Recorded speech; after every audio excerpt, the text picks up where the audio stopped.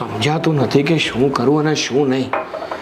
હા, બહારની મગજમારીઓ તો છે જ, પણ એની સાથે સાથે ઘરની મગજમારીઓ પણ કંઈ ઓછી નથી.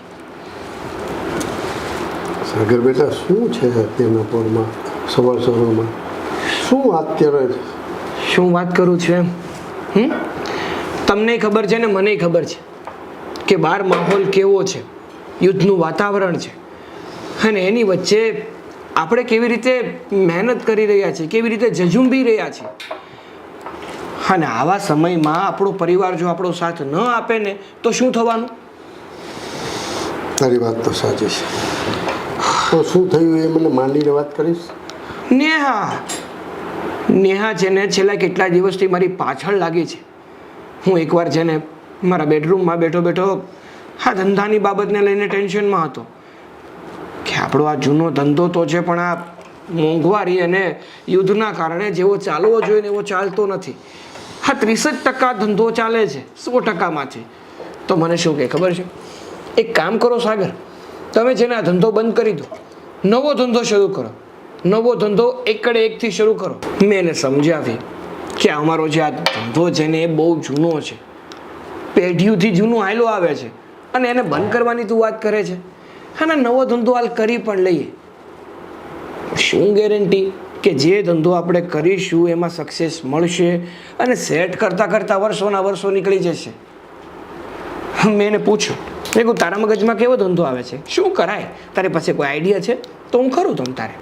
તો કે ફાટેલી નોટનો ધંધો કરો. જો બેટા, અત્યારે આખી દુનિયામાં તકલીફ તો છે, બરોબર? બધાને 50% ધંધો થઈ હા, ગયો. તો હવે છે ને ઘરમાં તકલીફ છે.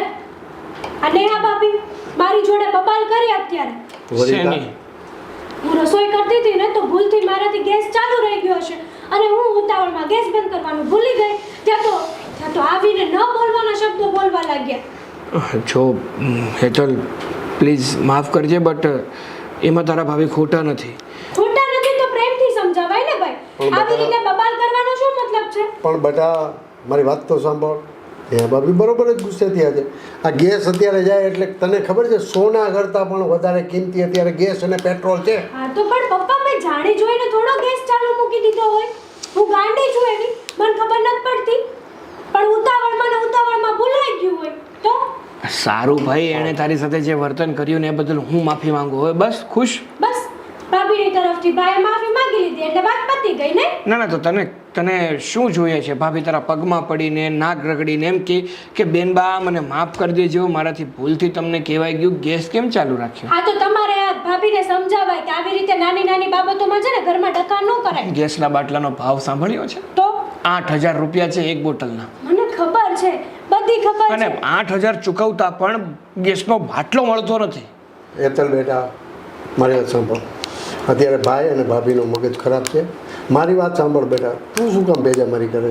તું તારું કામ કર. મગજ તો મારું ખરાબ છે પપ્પા. હું પણ ઓફિસે નથી જઈ શકતી, પેટ્રોલ નથી મળતું, આ ઘરે બેઠી છું, તો મારો મગજ ખરાબ નહીં હોય? તો પણ શું કામ ઘરે બેઠી છે? જાને રિક્ષામાં જા, બસમાં જા, પેટ્રોલ પુરાવીને જા, પણ જા.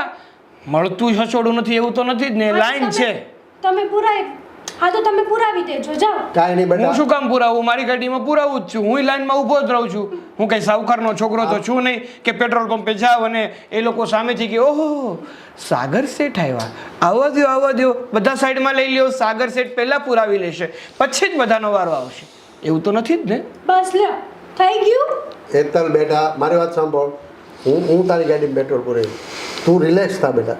તું કામ ભેજામારી કરે? તું જા તારા રૂમમાં જા. પણ પપ્પા, મેં ક્યાં ભેજામારી કરી છે? ભાભીએ ભેજામારી કરી. ઓકે, ચાલો ભાભીએ ભેજામારી કરી. હું તને કહું છું ને તારી ગાડીમાં હું પેટ્રોલ હા, તો પુરાવી. પછી ભાઈ ભાભીને કહી દેજો. હા, બરાબર કહી ને? દેશે. ખાલી ખોટી ઘરમાં છે ને મારી હારે મગજમારી ન હા. કરે. એ હારું મારી માં, તું જા. કહી દઈશ.